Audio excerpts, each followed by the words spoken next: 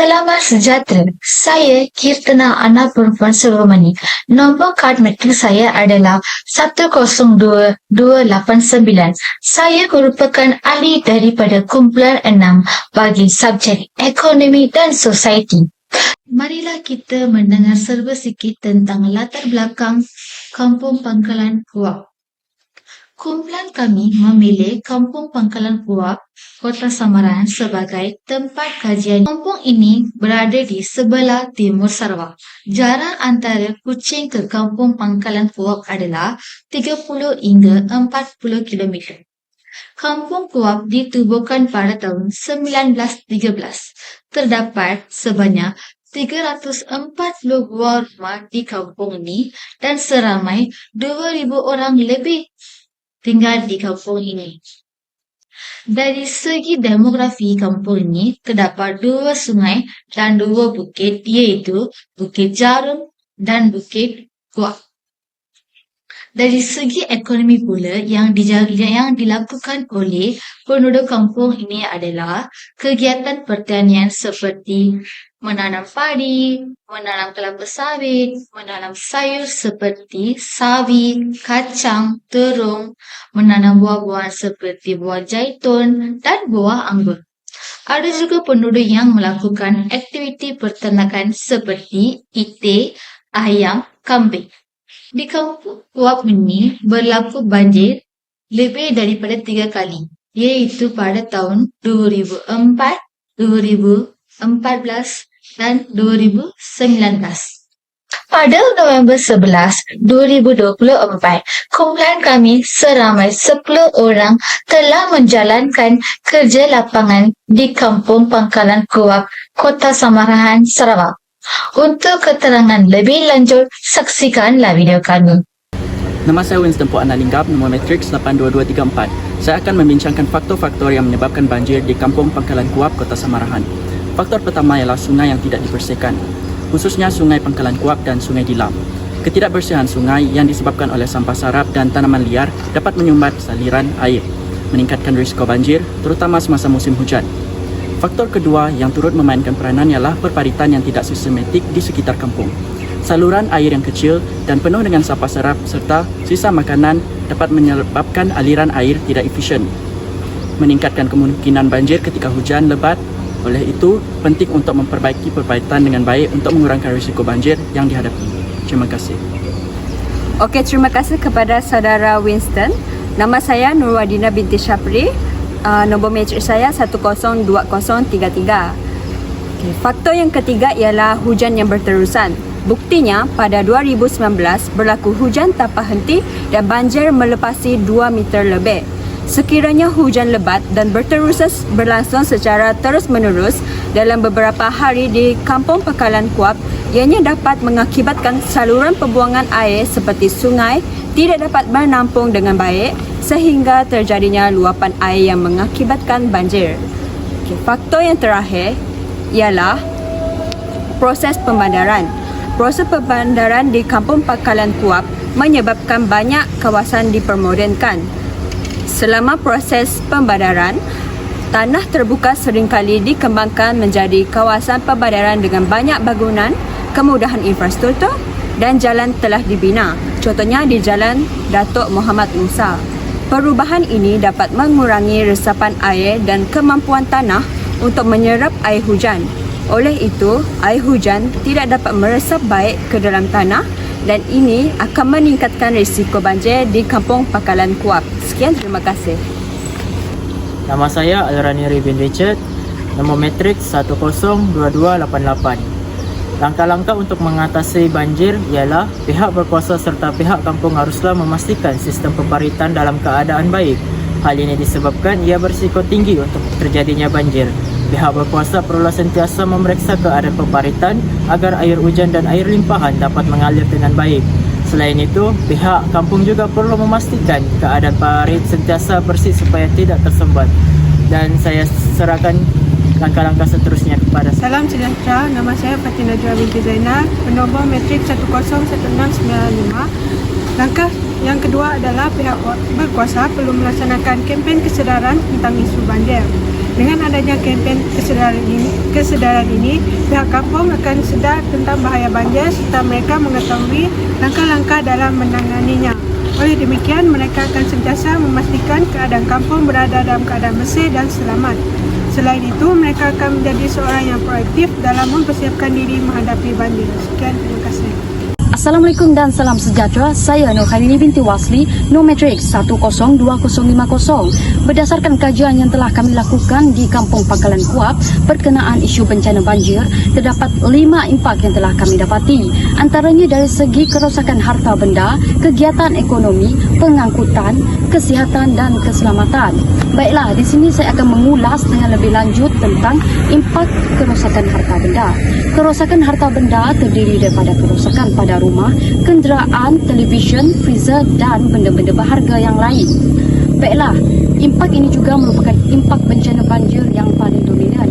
Hal ini dapat disokong daripada soal sidik, iaitu sebanyak 7 orang responden bersamaan dengan 35% bersetuju bahawa kerosakan harta benda ini akibat daripada bencana banjir. Menurut Kamsiah 36 tahun, beliau berkata bahawa bencana banjir ini bukan sahaja boleh merosakkan harta benda mereka, namun ia juga menjejaskan pendapatan kegiatan ekonomi mereka. Hal ini adalah demikian kerana kerosakan freezer yang dialami oleh beliau menyebabkan beliau tidak dapat menyimpan bekalan karipap bekunya dengan baik. Hal itu juga membuatkan bekalan tersebut menjadi rosak tanpa mendatangkan apa-apa keuntungan. Jelaslah di sini bahawa bencana banjir banyak mendatangkan kemudaratan daripada kebaikan. Baiklah, itu sahaja daripada saya. Saya akan menyerahkan impak yang seterusnya kepada Doris Anak Jamal. Sekian, terima kasih. Terima kasih saudari Nur Khairini. Saya Doris Anak Jamal, nombor metrik 101637. Saya akan menjelaskan tentang impak banjir dari segi ekonomi. Menurut Ketua Kampung, seramai 40 keluarga terjejas dalam aktiviti kegiatan ekonomi harian. Hal ini juga selari dengan kajian soal selidik yang telah dibuat, iaitu sebanyak 25% bersamaan 5 orang responden yang bersetuju bahawa bencana banjir ini sememangnya telah menjejaskan aktiviti ekonomi mereka. Perkara ini disebabkan oleh banyak tanaman penduduk yang terjejas dan mati seperti tanaman padi, cili, nanas, limau, pokok pisang, buah-buahan, sayur-sayuran dan sebagainya. Jumlah kerugian yang dialami oleh setiap keluarga pula dianggarkan mencecah RM300 dan ke atas. Hal ini bukan sahaja melibatkan kerugian dari keseluruhan tanaman, namun baja yang digunakan untuk bercocok tanam menjadi sia-sia.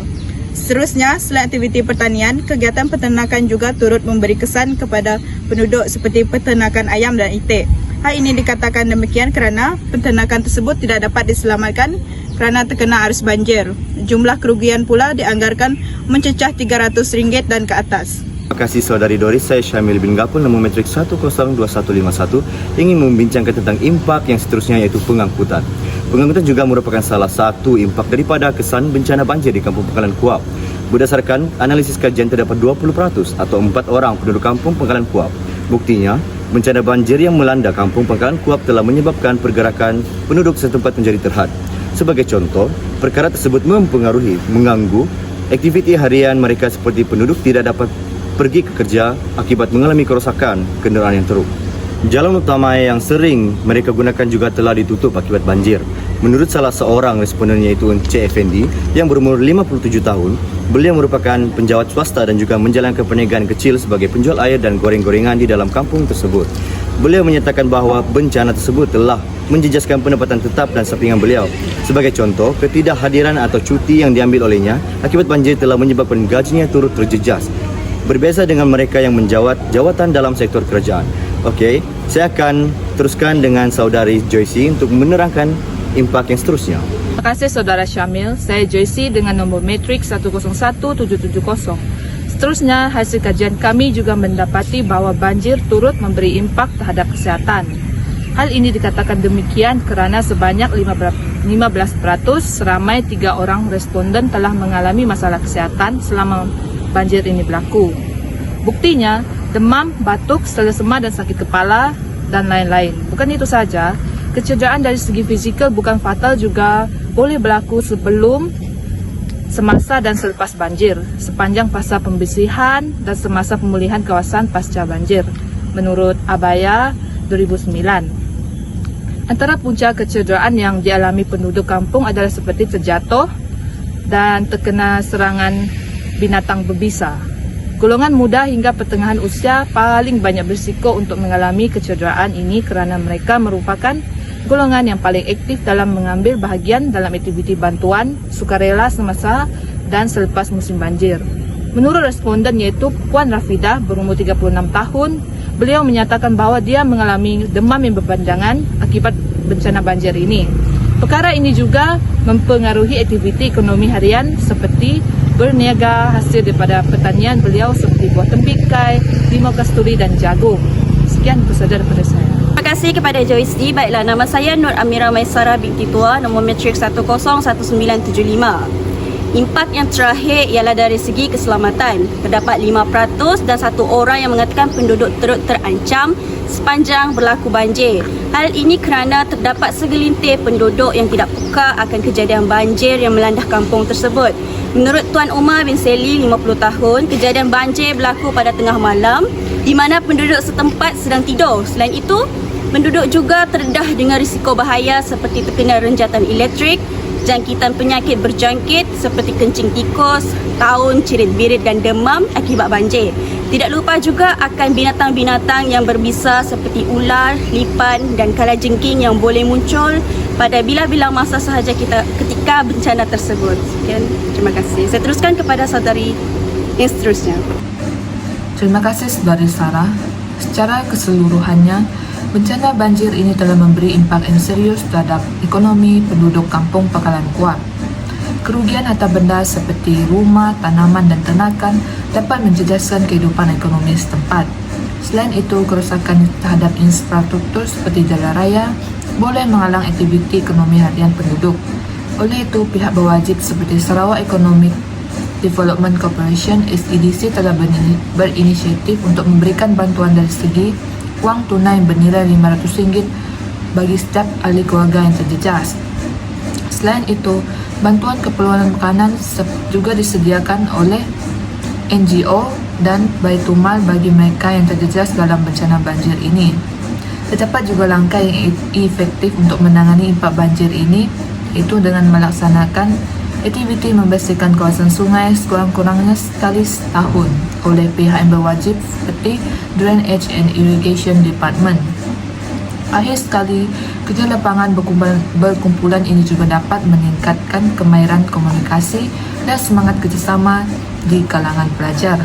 Pengkaji juga berharap agar kajian ini mampu mencapai target perancangan untuk menganalisis kesan bencana banjir terhadap aktiviti ekonomi penduduk yang di kampung Pangkalan Kuap. Sekian, itu saja daripada kumpulan kami. Terima kasih.